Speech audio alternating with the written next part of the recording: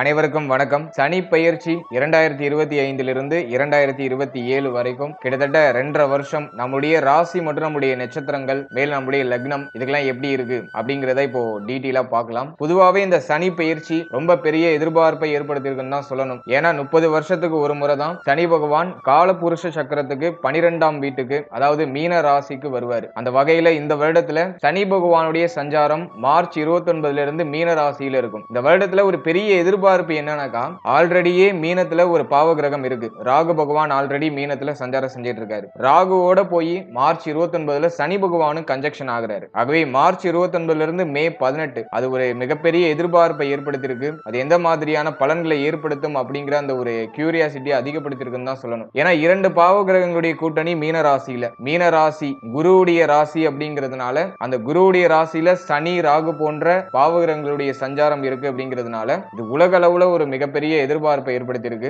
ஏன்னா காலபுருஷ சக்கரத்துக்கு 12ஆம் இடம் அப்படிங்கிறது அயன சயன போகஸ்தானம் சொல்லுவோம். இந்த இடங்கள்ல பாவ கிரகங்கள் இருக்கும்போது அது ஒரு அமைதியற்ற சூழலை ஏற்படுத்துறதுக்கு வாய்ப்புகள் அதிகம். அயன சயன போகஸ்தானம் அப்படிங்கிறது நல்லா சாப்பிடுறது, நல்லா தூங்குறது, பிடிச்ச விஷயங்களை பிடிச்ச மாதிரி செய்யறது, மேலும் அந்த அமைதி, ஒரு பற்றற்ற நிலை, இது எல்லாமே இந்த 12ஆம் இடத்திற்கு உரிய ஒரு காரகத்துவமா இருக்கு. இந்த இடத்துல பாவ கிரகங்கள் இருக்கும்போது இப்ப சொன்ன விஷயங்கள் எல்லாத்திலையும் மாற்றங்கள் ஏற்படுத்துவாரு. அது ஒரு மாதிரி குழப்பங்களை பண்றதுக்கு வாய்ப்புகள் அதிகமா இருக்கு. அதுலயும் மார்ச் 29 இருந்து மே 18 உலகளாவிய அளவுல ஒரு சில மாற்றங்கள், ஒரு சில பாதிப்புகள் ஏற்படுறதுக்கு வாய்ப்புகள் அதிகம். சாஸ்திரப்படி இது ஒரு முக்கியமான இன்டிமேட்டா இருக்கு. இப்போ இந்த 2025 to 2027 நம்முடைய ராசி மற்றும் நம்முடைய நட்சத்திரம், நம்முடைய லக்னம், இது மூணுக்கும் இந்த சனி பெயர்ச்சி எப்படி இருக்கு அப்படிங்கறத இப்போ கொஞ்சம் டீடைலா பார்க்கலாம். வீடியோவை ஸ்டார்ட் பண்றதுக்கு முன்னாடி நீங்களும் நம்ம சேனலை சப்ஸ்கிரைப் பண்ணாம இருந்தீங்கன்னா மறக்காம சப்ஸ்கிரைப் பண்ணிக்கோங்க. அப்படியே பக்கத்துல இருக்க பெல் சிம்பலை கிளிக் பண்ணிக்கோங்க. அப்பதான் நாங்க போற இது போல பயனுள்ள பதிவுகள் உங்களுக்கு உடனுக்குடனே நோட்டிபிகேஷனாக கிடைக்கும்.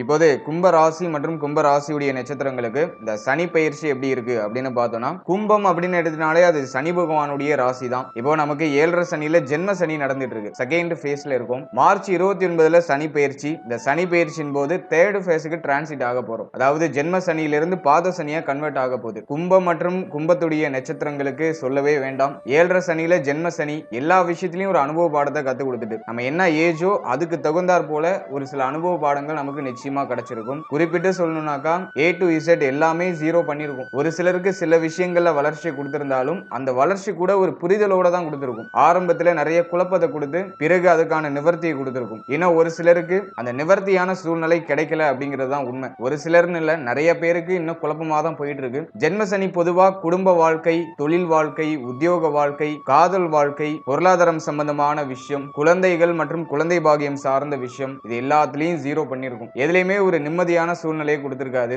ஒண்ணு மாத்தி ஒண்ணு ஏதாச்சும் ஒரு குழப்பமான சூழ்நிலை அப்படிங்கிறது வந்துகிட்டே இருந்திருக்கும். அதுதான் நம்ம ஜென்ம சனின்னு சொல்றோம். அதே போல நண்பர்கள் சார்ந்த விஷயங்கள்ல நிறைய குழப்பம், நல்லா நெருங்கின நண்பர்களோட நிறைய சண்டை சச்சரவு, நிறைய பேர் பிரிஞ்சு இருக்கிறது, இது போன்ற நிறைய குழப்பம். திருமணமானவர்களுக்கு வாழ்க்கை துணை சார்ந்த விஷயங்கள்ல குழப்பம். நிறைய பேர் இந்த டைம் பீரியட்ல சண்டை போட்டுட்டு பிரிஞ்சிருப்பாங்க. ஏன்னா சனி பகவானுடைய 7ஆம் பார்வை நம்முடைய ராசிக்கு 7ஆம் இடத்துல இருக்கு. அது நிச்சயமா அந்த திருமண வாழ்க்கையில நிறைய குழப்பங்களை ஏற்படுத்தியிருக்கும். கூட்டு தொழில நிறைய குழப்பம் ஏற்பட்டிருக்கலாம். கூட்டு தொழில் சார்ந்த விஷயங்கள்ல ஏதாச்சும் குளறுபடிகள் ஏற்பட்டிருக்கலாம். இந்த ஜென்ம சனியில ரொம்ப முக்கியமா நிறைய பேருக்கு ஹெல்த் வைஸா நிறைய பாதிப்பு வந்திருக்கும். உடல் ஆரோக்கியம் ஒரு நிலையாவே இருந்திருக்காது. நிறைய மருத்துவ செலவு ஒண்ணு மாத்தி ஒண்ணு வந்திருக்கும். டோட்டலா சொல்லணும்னா ஜென்ம சனியில கும்ப ராசி மற்றும் கும்ப ராசியுடைய நட்சத்திரம் டோட்டலா 0 அப்படின்னு தான் நம்ம எடுத்துக்கணும். ஒரு சிலருக்கு அபூர்வமா நல்ல செய்திகள், நல்ல மாற்றங்கள் அப்படிங்கிறது கிடைச்சிருக்கும். ஆனா அது மோஸ்ட்லி பார்த்தோம்னாக்கா நமக்கு ஒரு மாதிரி வருத்தமான சூழ்நிலைகளை அதிகமா கொடுத்திருக்கும். பாதிப்புன்னு சொல்ல முடியாது. ஏதாச்சும் ஒரு பிரளயம் வந்தாதான் அடுத்ததுக்கான வழி பிறக்கும், அடுத்த விஷயத்துக்கான ஒரு வழி பிறக்கும். அதனால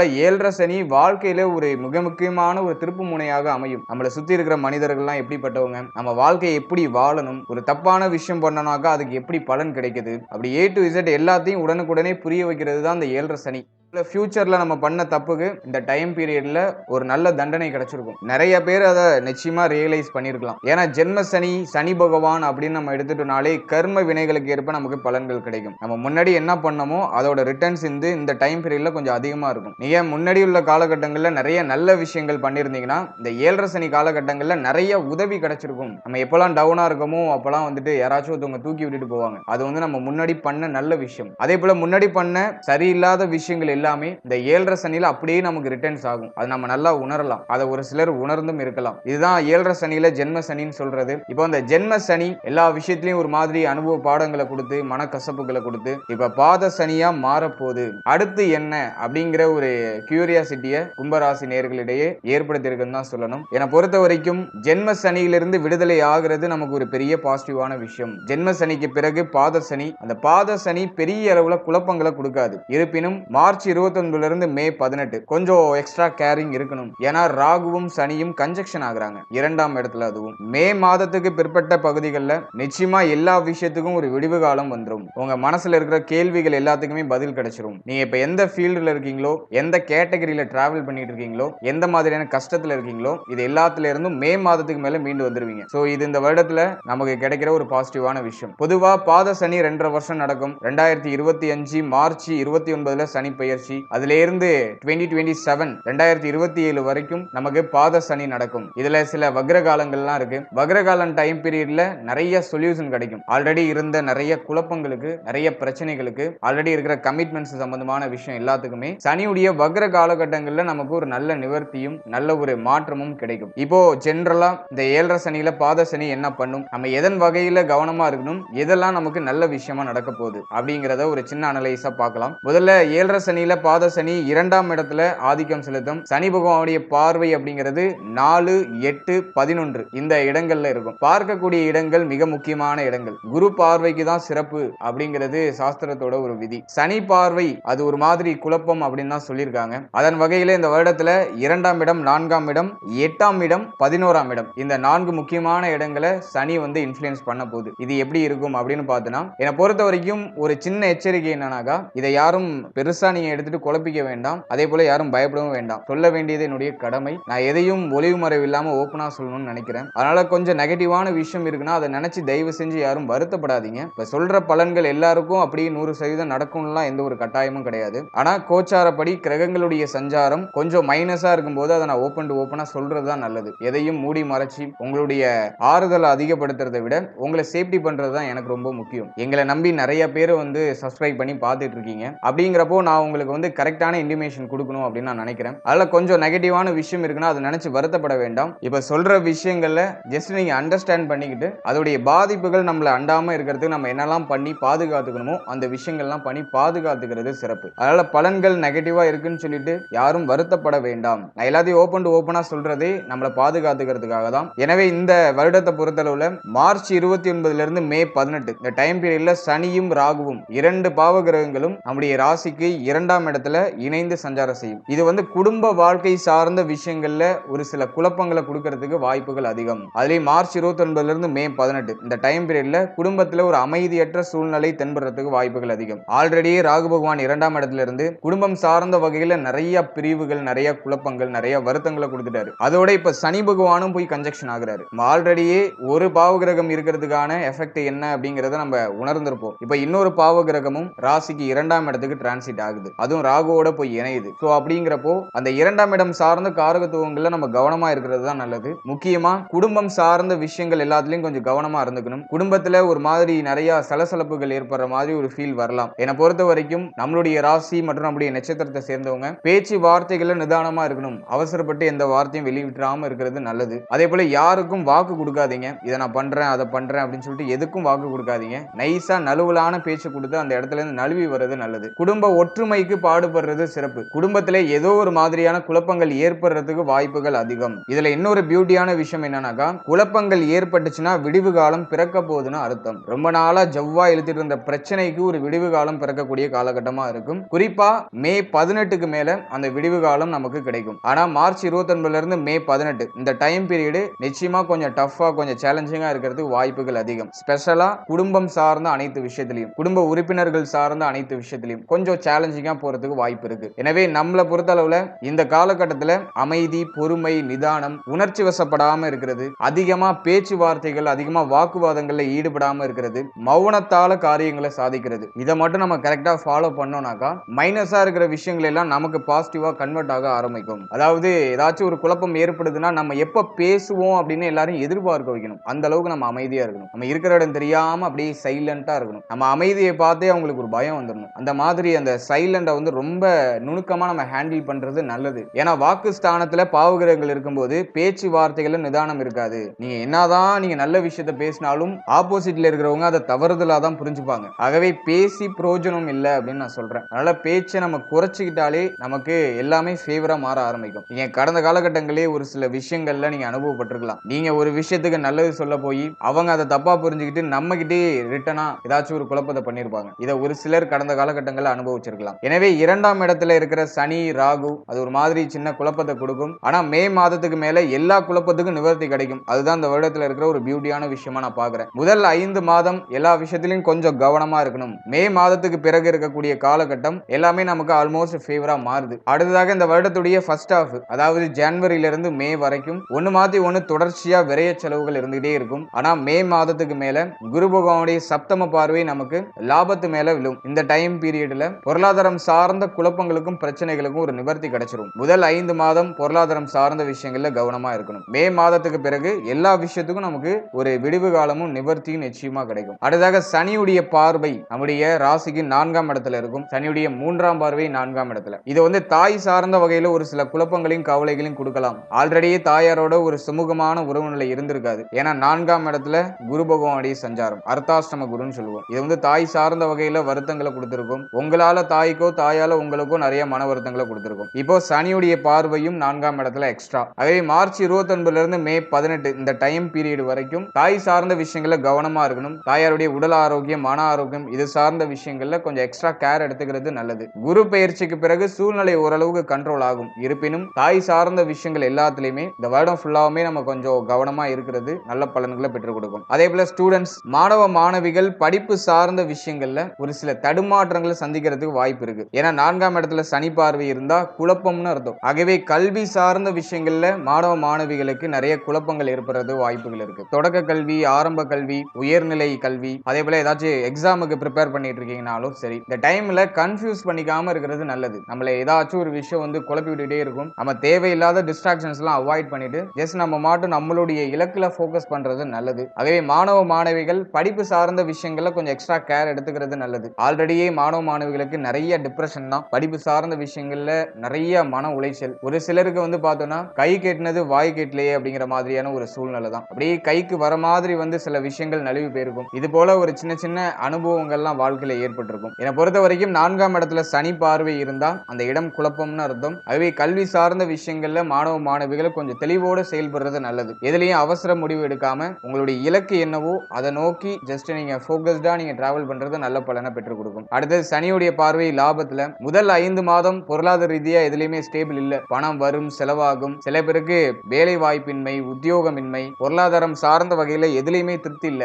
கையில பொருளாதாரமே நிக்க மாட்டேது அப்படிங்கிற மாதிரியான ஒரு சூழ்நிலை தான் முதல் 5 மாதம். மே மாதத்துக்கு மேல குரு பார்வை லாபத்துல பதிந்த பிறகு நமக்கு பொருளாதார ஆதாரங்கள் கிடைக்க ஆரம்பிக்கும். உத்தியோகம் இல்லாதவர்களுக்கு உத்தியோக வாய்ப்பு, தொழில் இல்லாதவங்க ஏதோ ஒரு வகையில சின்னதா இன்வெஸ்ட்மெண்ட் பண்ணி ஒரு தொழிலை ஸ்டார்ட் பண்ணலாம். அதே போல மே மாதத்துக்கு மேல உத்தியோகம் சார்ந்த வகையில இருந்த குழப்பங்கள், மன வருத்தங்கள் இதெல்லாம் டோட்டலா கொஞ்சம் கொஞ்சமா குறைய ஆரம்பிக்கும். பொருளாதாரம் சார்ந்த வகையில ஒரு சின்ன சின்ன வளர்ச்சிகள் இருக்கும். நல்ல ஒரு ப்ரமோஷன் இருக்கும். ஒரு சம்பள உயர்வு, பதவி உயர்வு இது சார்ந்த வகையில ஒரு சுப செய்திகள் நமக்கு மெல்ல மெல்ல கிடைக்க ஆரம்பிக்கும். மேலும் பொருளாதாரம் சார்ந்த கவலைகள், குழப்பங்கள் எல்லாத்துக்கும் மே மாதத்துக்கு மேல ஒரு விடுவு காலம் பிறக்கும். அது வரைக்கும் கொஞ்சம் சேலஞ்சிங்கா இருக்கிறதுக்கு வாய்ப்பு இருக்கு. மேலும் இந்த வருடத்துல முதல் 5 மாதம் மூத்த சகோதரத்துவம் சார்ந்த விஷயங்கள்ல கவனமா இருந்துக்கணும். மூத்த சகோதரத்துவம் சார்ந்த அனைத்து விஷயத்திலும் கொஞ்சம் கேர்ஃபுல்லா இருக்கிறது நல்லது. ஏன்னா அந்த வருடத்துல முதல் 5 மாதத்துக்குள்ள மூத்த சகோதரத்துவம் சார்ந்த வகையில ஏதாச்சும் மன வருத்தங்களோ மன கவலைகளோ ஏற்பட்டு நீங்கலாம். ஆகவே மூத்த சகோதரத்துவம் சார்ந்த விஷயங்கள்ல கொஞ்சம் கவனமா இருந்துக்கிறது சிறப்பு. அதே போல பொருளாதாரம் சம்பந்தப்பட்ட விஷயங்கள்ல கொஞ்சம் எக்ஸ்ட்ரா கேரிங்கோட இருக்கலாம். இந்த டைம் பீரியட்ல யாரை நம்பியும் பொருளாதாரத்தை ஒப்படைக்க வேண்டாம். யாருக்கும் கடன் உதவி பண்ணாதீங்க. அதே போல மேலும் மேலும் கடன் வாங்காதீங்க. ஆல்ரெடி நிறைய பேர் கடன் சுமையில இருக்கலாம். யாருக்கு என்ன பதில் சொல்றதுன்னு தெரியல அப்படிங்கிற மாதிரி ஒரு சிலர் கடன் பிரச்சனையில மாட்டிட்டு இருக்கலாம். ஏன்னா 7.5 சனியில ஜென்ம சனி நம்மள எல்லா வகையிலும் ஒரு மாதிரி குழப்பத்தில் எழுதி விட்டுரும். குறிப்பா பொருளாதாரம், தொழில், உத்தியோகம் இது சார்ந்த எல்லா விஷயத்திலையும் ஒரு மாதிரி குழப்பத்தை பண்ணி நமக்கு ஏதாச்சும் ஒரு வகையான கெட்ட பெயர்களையோ அப்படின்னா ஏதாச்சும் ஒரு வகையான சேலஞ்சிங்கான ஒரு சுச்சுவேஷனையோ கிரியேட் பண்ணிடுது. எனவே இந்த டைம் பீரியடை பொறுத்தளவுல கொடுத்தல் வாங்கல் விஷயங்களை கவனமா இருந்துக்கோங்க. யாருக்கும் கடன் உதவி பண்ணாதீங்க. மேலும் மேலும் கடன் வாங்காதீங்க. சோ இந்த ரெண்டு விஷயத்துல ரொம்ப கேர்ஃபுல்லா இருக்கணும். இந்த வருடத்துல மே மாதத்துக்கு மேல குரு பயிற்சிக்கு பிறகு ஆல்ரெடி வாங்கின கடனை கட்டி முடிக்கிறதுக்கு ஒரு நல்ல வாய்ப்பு கிடைக்கும். கடன் சுமைகள் மே மாதத்துக்கு மாதத்துக்கு மேல மெல்ல மெல்ல குறைய ஆரம்பிக்கும். அது வரைக்கும் கொஞ்சம் சேலஞ்சிங்கா இருக்கலாம். இருப்பினும் மே மாதத்துக்கு மேல ஒரு நல்ல விடிவு காலம் பிறக்கும் அப்படிங்கிறது நமக்கு இந்த வருடத்துல இருக்க ஒரு பியூட்டியான விஷயம். மேலும் இந்த வருடத்துடைய ஃபர்ஸ்ட் ஹாஃப்ல முதல் 5 மாதத்துல இளைய சகோதரத்துவம் சார்ந்த விஷயங்களையும் கவனமா இருந்துக்கணும். ஏன்னா சனியுடைய பார்வை 3ஆம் இடத்துல இருக்கும் வருடத்துடைய ஆரம்பத்துல. அது இளைய சகோதரத்துவம் சார்ந்த வகையில ஒரு விதமான மன வருத்தங்களை ஏற்படுத்துறதுக்கு வாய்ப்புகள் அதிகம். எனவே இந்த வருடத்துடைய ஃபர்ஸ்ட் ஹாஃப்ல இளைய சகோதரத்துவம் சார்ந்த விஷயங்களை கவனமா இருக்கணும். மார்ச் 29க்கு மேல மூத்த சகோதரத்துவம் சார்ந்த வகையில கொஞ்சம் கவனமா இருக்கணும். அடுத்ததாக சனி பகவானுடைய சப்தம பார்வை அஷ்டமத்துல இருக்கு. இது வந்து ஹெல்த் சம்பந்தமான விஷயங்களை இன்டிமேட் பண்ணுது. எனவே இந்த வருடத்துல அஷ்டமத்துல சனியுடைய இன்ஃப்ளூயன்ஸ் இருக்கு அப்படிங்கிறதுனால உடல் ஆரோக்கியம் சார்ந்த எல்லா விஷயத்திலும் கொஞ்சம் எக்ஸ்ட்ரா கேரிங்கோட இருக்கிறது நல்லது. இந்த வருடத்துல மேஜரா பார்த்தோம்னா ஹெல்த் வைஸா நிறைய விரைய செலவுகள் ஏற்படுறதுக்கு சான்சஸ் அதிகம். அவை உடல் ஆரோக்கியம் சார்ந்த விஷயங்களை கவனமா இருந்துட்டோம்னாக்கா இந்த மருத்துவ செலவுகளை நம்ம அவாய்ட் பண்ணிக்கலாம். இந்த 7.5 சனியை நம்ம 3 சுற்றா பிரிச்சுக்கணும். முதல் சுற்று கொஞ்சம் சேலஞ்சிங்கா இருக்கும். 2ஆம் சுற்று சேலஞ்சிங்கோட வளர்ச்சி இருக்கும். 3ஆம் சுற்று ஹெல்த் வைஸா கேரிங். அதாவது முதல் சுற்றுனா 20ஸ்ல இருக்கிறவங்க, 2ஆம் சுற்று அப்படிங்கிறது ஒரு 40 above அதுக்கு மேல இருக்கிறவங்க, 3ஆம் சுற்று 50 above 50க்கு மேல இருக்கிறவங்க 3ஆம் சுற்றுல வருவாங்க. சோ நீங்க எந்த சுற்றுல வரீங்க அப்படிங்கறத நீங்க கொஞ்சம் ஐடென்டிஃபை பண்ணி அதுக்கு தகுந்த மாதிரி உங்களுடைய பிளான்லாம் நீங்க கிரியேட் பண்ணிக்கிறது நல்லது. எனவே இந்த முதல் சுற்று 3ஆம் சுற்று இது ரெண்டுலயும் இருக்கிறவங்க ஹெல்த்ல ரொம்ப கேரிங்கா இருக்கணும். உடல் ஆரோக்கியம் சார்ந்த விஷயங்கள்ல அலட்சியம் இல்லாம இருக்கிறது நல்லது. நம்ம அலட்சியமா இருந்தோம்னாக்கா அதுல ஏதாச்சும் குழப்பம் வரதுக்கு சான்சஸ் அதிகம். அலட்சியம் இல்லாம கொஞ்சம் கேர் எடுத்துட்டோம்னாலே உடல் ஆரோக்கியம் சார்ந்த விஷயங்கள்ல எந்த குறைபாடும் ஏற்படாம ஒரு சுகமான ஒரு சூழ்நிலையை நம்ம அனுபவிக்க முடியும். குறிப்பா இந்த வருடத்தை பொறுத்த வரைக்கும் இந்த கண் சம்பந்தமான விஷயங்கள்ல கொஞ்சம் எக்ஸ்ட்ரா கேரிங்கோட இருக்கணும். நீ எந்த ஏஜ் கேட்டகரியில இருந்தாலும் சரி இந்த வருடத்துல கண் சம்பந்தமான பாதிப்புகள் ஏதாச்சும் வந்துட்டு போகலாம். அதே போல காது சம்பந்தமான குழப்பங்கள் ஒரு சிலருக்கு வரலாம். மேலும் இந்த தலை முகம் சார்ந்த விஷயங்கள்ல கவனமா இருக்கணும். இதுல ஏதாச்சும் ஒரு சில பாதிப்புகளோ குழப்பங்களோ வரலாம். நிறைய பேருக்கு இந்த முடி கொட்டுற பிரச்சனை இருக்கலாம். மேலும் இந்த வருடத்துல சனியுடைய இன்ஃப்ளூயன்ஸ் 7ஆம் இடம் 8ஆம் இடம் இது ரெண்டுலயும் இருக்கிறதுனால வயிறு சம்பந்தமான விஷயங்களை கவனமா இருக்கணும். குறிப்பா இந்த செரிமான உறுப்புகள்ல கவனமா இருக்கணும். நல்ல எளிமையான உணவுகளை சாப்பிடுங்க. எளிமையிலே செரிமானம் ஆகக்கூடிய உணவுகளை சாப்பிடுங்க. ஆரோக்கியமான உணவுகளை சாப்பிடுங்க. மேக்சிமம் வெளியிடங்கள்ல சாப்பிடுறத கொஞ்சம் அவாய்ட் பண்ணிக்கோங்க. ஏன்னா இந்த 7.5 சனியில ஜென்ம சனி நிறைய பேரை வந்து சொந்த ஊர்ல இருக்க விட்டுருக்காது. இடம் விட்டு இடம், ஊரு விட்டு ஊரு, ஒரு சிலர் நாடு விட்டு நாடு, மாநிலம் விட்டு மாநிலம், இப்படி ஒரு இடத்துல இருந்து இன்னொரு இடத்துக்கு அப்படி ஷிஃப்ட் ஆகிட்டே இருப்பாங்க. சேஞ்சஸ் அப்படிங்கிறது தான் 7.5 சனி. நம்மள ஒரு இடத்துல ஒரு நிலையா இருக்க விட்டுருக்காது. நிறைய பேருக்கு இடமாற்றம், ஊர் மாற்றம், இப்படிதான் ஒரு மாதிரி மாற்றங்களை பண்ணிக்கிட்டே இருந்திருக்கும். இதனால மோஸ்ட்லி பார்த்தோன்னா இந்த வீட்டுல சமைச்சு சாப்பிடுற அந்த உணவை நிறைய பேர் மிஸ் பண்ணுவாங்க. என்னை பொறுத்த வரைக்கும் மோஸ்ட்லி நீங்க வெளியிடங்கள்ல சாப்பிட்றத அவாய்ட் பண்ணிட்டு நீங்களே ஹோம்மேடு ஃபுட்டா ப்ரிப்பேர் பண்ணி சாப்பிடுறது நல்லது. ஸோ அதுல கொஞ்சம் கவனம் செலுத்துங்க. அதே போல அஷ்டமம் ஆக்டிவேட் ஆகுறதுனால இந்த கழிவு நீக்க உறுப்புகள்ல கொஞ்சம் கவனமா இருக்கணும். அதுல ஏதாச்சும் குழப்பங்கள் ஏற்பட்டு நீங்களாம். சோ இதுல எல்லாம் நீங்க கொஞ்சம் எக்ஸ்ட்ரா கேர் எடுக்கணும். ஓகே, இந்த வருடத்துல நல்ல விஷயமே எதுவுமே இல்லையா? எல்லாமே பிளஸ் ஆர் மைனஸ்ல அப்படியே கலந்து நிறைய நெகட்டிவாவே சொல்லிட்டு வரீங்களே, எதுவுமே பிளஸ் இல்லையா அப்படின்னு கேட்டீங்கன்னா இந்த வருடத்தை பொறுத்த வரைக்கும் ஜென்ம சனி விலகுறதுனால ஒரு சிலருக்கு பார்த்தோம்னாக்கா இந்த திருமண முயற்சிகளை நல்ல செய்திகள் வந்து சேரும். ஏன்னா சனியுடைய பார்வை 7ஆம் இடத்துல இருந்து விலகுது. சோ அது நமக்கு ஒரு பெரிய அட்வான்டேஜ். அதனால ஒரு சிலருக்கு பார்த்தோம்னா அந்த திருமண முயற்சிகளை நல்ல செய்திகள் வந்து சேரும். மேலும் திருமண வாழ்க்கையில இருந்த குழப்பங்கள், வாழ்க்கை துணையால ஏற்பட்ட மன வருத்தங்கள், வாழ்க்கை துணை சார்ந்த விஷயங்கள் இருந்த குழப்பங்கள், இது எல்லாத்துக்கும் ஒரு விடிவு காலம் பிறந்துரும். அந்த குழப்பத்துக்கு ஒரு தெளிவு கிடைச்சிரும். இப்ப என்னதான் ஒரு முடிவு, நம்ம எப்படி பிரச்சனை எல்லாம் முடிச்சுட்டு எப்படி ஒற்றுமையா சேர்ந்து வாழ்றது, இப்படி அந்த குழப்பங்களை முடித்து தெளிவு அடையக்கூடிய ஒரு காலகட்டமா இருக்கும். அந்த தெளிவு மே மாதத்துக்கு மேல பிறக்கும் அப்படிங்கிறது என்னோட கருத்து. ஏன்னா குரு பார்வை ஜென்மத்துல இருக்கும். அந்த டைம் பீரியட்ல நீங்க எடுக்கிற முடிவு ரொம்ப கிளியரா இருக்கும். ஆகவே முக்கியமான முடிவுகள், முக்கியமான மாற்றங்களை மே மாதத்துக்கு மேல வச்சுக்கோங்க. அது வரைக்கும் எல்லா விஷயத்திலையும் கொஞ்சம் எக்ஸ்ட்ரா கேர் எடுத்துக்கிறது நல்லது. ஆகவே இந்த வருடத்துல திருமண வாழ்க்கை, திருமணம் சார்ந்த விஷயம், நண்பர்களோடு ஏற்பட்ட அந்த மன வருத்தங்கள், நண்பர்கள் சார்ந்த அனைத்து விஷயத்திலையும் இருந்த அந்த குழப்பங்கள், மேலும் இந்த கூட்டு தொழில இருந்த குழப்பம், இது எல்லாமே நிவர்த்தி ஆகக்கூடிய ஒரு காலகட்டமாக இருக்கும். எல்லாத்துக்கும் மே மாதத்துக்கு மேல ஒரு முடிவு தெரிஞ்சிடும். ஃபைனல் ரிசல்ட் என்ன அப்படிங்கிறது தெரிஞ்சிடும். அது ஆல்மோஸ்ட் நமக்கு ஃபேவரா தான் இருக்கும், நெகட்டிவா இருக்காது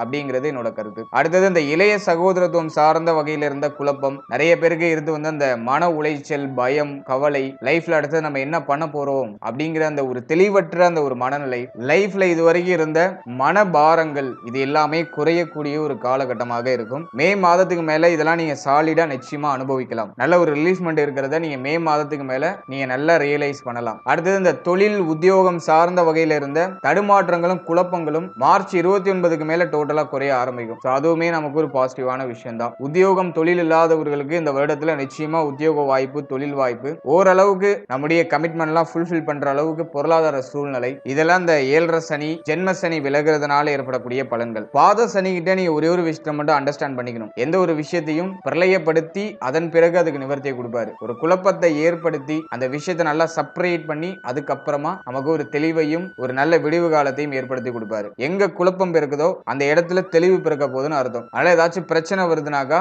அந்த பிரச்சனைகள் ஒரு தெளிவுக்கான பிரச்சனைகளாக இருக்கும் அப்படிங்கறத நீங்க அண்டர்ஸ்டாண்ட் பண்ணிக்கோங்க. ஓவரால் அந்த 7.5 சனியில பாத சனி நமக்கு நிச்சயமா நல்ல மாற்றங்களையும் நல்ல வளர்ச்சிகளையும் ஏற்படுத்தி கொடுக்கும் அப்படிங்கறதுல எந்தவித மாற்று கருத்தும் இல்ல. அதை நீங்க புரிஞ்சுக்கிறதுக்கு அண்டர்ஸ்டாண்ட் பண்ணணும். ஸ்டார்டிங்ல குழப்பம் இருக்கும், எண்டிங்ல நமக்கு ரிசல்ட் ஃபேவரா இருக்கும். இதுதான் இதோட சின்ன ஒரு பேசிக்கான ரூல். எனவே ஏதாச்சும் குழப்பங்களோ பிரச்சனைகளோ ஏற்படுதுன்னா அந்த இடத்துல நம்ம அமைதியாகவும் எண்ட் ரிசல்ட் நமக்கு ஃபேவரா வரும்போது அந்த இடத்துல நம்ம அடக்கமாகவும் இருந்தாலே இந்த 7.5 சனியில நமக்கு ஃபேவரான நிறைய விஷயங்கள் கிடைக்க ஆரம்பிக்கும். எனவே இந்த வருடத்தை பொறுத்தளவுல நல்ல பக்தி மயமா மாறிடுங்க. தெய்வ பக்தியோட இந்த வருடத்தை நம்ம கடக்கணும். முடிஞ்சவங்க உணவு தானம் அதிகமா பண்ணுங்க. எந்த அளவுக்கு உணவு தானம் பண்றீங்களோ அந்த அளவுக்கு சிறப்பு. உணவு தானம் அதிகமா பண்ணுங்க. அது நமக்கு கோடி புண்ணியத்தை நிச்சயமா பெற்றுக் கொடுக்கும். பசியோடு இருக்கிற உயிருக்கு ஒருவேளை உணவு உங்களால முடிஞ்ச அளவுக்கு நீங்க பண்ணா போதும். அது நிச்சயமா நமக்கு இந்த 7.5 சனியுடைய பாதிப்புகள்லாம் டோட்டலா குறைக்கும். அதே போல ஆஞ்சநேயர் வழிபாடு, சனீஸ்வர பகவான் வழிபாடு, விநாயகர் வழிபாடு, பெருமாள் வழிபாடு, இது எல்லாமே நமக்கு